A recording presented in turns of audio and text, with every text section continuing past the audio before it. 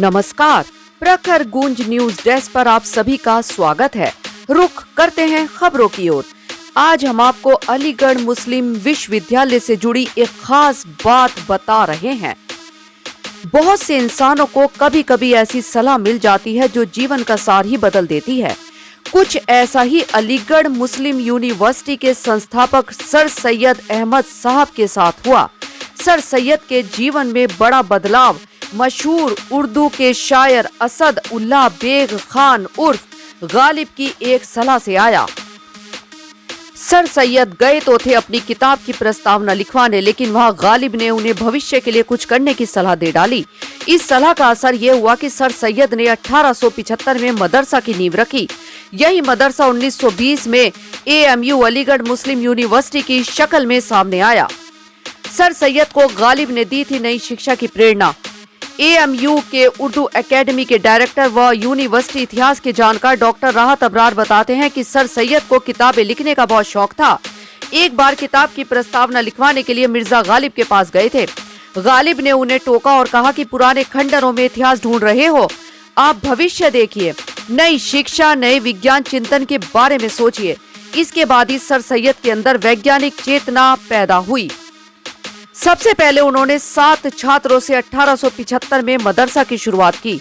इसके 2 साल बाद ही 1877 में MAO कॉलेज की स्थापना की। इसके बाद तो सर सैयद ने पीछे मुड़कर ही नहीं देखा। 1920 में MAO कॉलेज AMU बना। आज AMU में 37,000 से ज्यादा छात्र पढ़ रहे हैं। 1 दिसंबर 2020 को AMU ने 100 साल पूरे किए। दिसंबर माह को शताब्दी वर्ष के रूप में मनाया जा रहा है।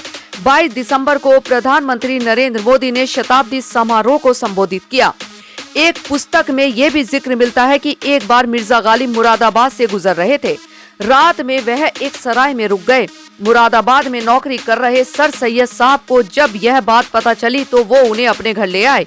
सुबह फिर उन्हें विदा किया। अब यह भी जान लेते हैं कि कौन थे मिर्जा गालिब। मिर्जा गालिब का जन्म 27 दिसंबर 1796 आगरा में एक सैन्य पृष्ठभूमि वाले परिवार में हुआ था। उन्होंने अपने पिता मिर्जा अब्दुल्ला बेग खान व चाचा मिर्जा नसरुल्ला बेग खान को बचपन में ही खो दिया था। गालिब का जीवन यापन अपने चाचा के मरणोपरांत के मिलने वाले पेंशन से होता था। चाचा ब्रिटिश ईस्ट इंडिया कंपनी में सैन्य अधिकारी थे।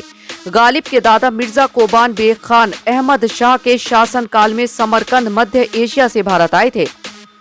उन्होंने दिल्ली, लाहौर और जयपुर में काम किया और आगरा में बस गए। मिर्जा अब्दुल्ला बेग ने इज्जत उत निसा बेगम से निकाह किया और अपने ससुर के घर में रहने लगे। पहले लखनऊ के नवाब और बाद में हैदराबाद के निजाम के यहाँ काम किया। 1803 में अलवर में एक युद्ध में उनकी मृत्यु के समय गालिब मात्र 5 वर्ष के थे। जब गालिब छोटे थे तो एक नव मुस्लिम वर्तिन ईरान से दिल्ली आए थे और उनके सानिध्य में रहकर गालिब ने फारसी सीखी। उन्होंने 11 वर्ष की अवस्था में ही उर्दू और फारसी में गद्य और पद्य लिखना प्रारंभ कर दिया था। उन्होंने फारसी और उर्दू में पारंपरिक गीत काव्य की रहस्यमय रोमांटिक शैली में सबसे व्यापक रूप से लिखा और यह गजल के रूप में जाना जाता है। धन्यवाद। समाचार के बारे में अब अपनी राय कमेंट बॉक्स में जरूर दे लाइक और सब्सक्राइब करना ना भूलें और अधिक ताजा तरीन खबरों के लिए जुड़े रहे प्रखर गूंज न्यूज डेस्क के साथ।